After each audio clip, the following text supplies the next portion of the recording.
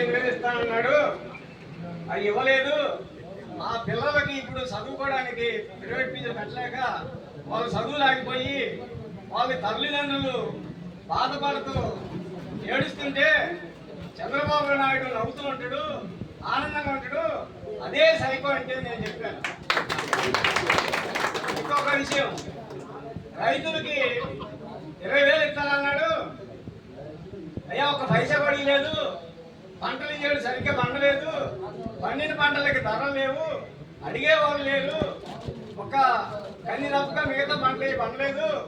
కంది పంటకు కూడా గిట్టుబాటు లేదు. మరి పెసలకు రేట్ లేదు, కందులకు రేట్ లేదు, మినువులకు రేట్ లేదు. మిరపకాయ రైతులు అయితే ఆత్మహత్య చేసుకోవాలంటున్నారు. గుడ్లకు రేట్ లేదు.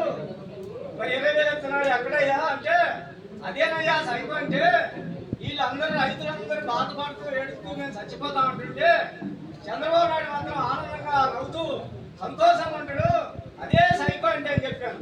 అలాగే ఇంకొకటి సైకో అంటే, ఆయన రామారావు గారిని దింపేసి ఆ లక్ష్మీభారతి గారు ఆమె కారణం రామారావు దిగిపోవడానికి కారణం ఆయన ఎవరో ఆయన ఎంటర్ అయిపోతుందని చెప్పి అందుకని దింపేసి వచ్చిందని చెప్పి ఆయన దిగిపోయిన తర్వాత రామారావు గారు ఆ బాధతో కుంగి కుషించి నశించి ఆయన బాధపడుతుంటే చంద్రబాబు నాయుడు అధికారంలోకి వచ్చి ఆనందంగా సంతోషంగా అందరినీ హింసిస్తున్నాడు.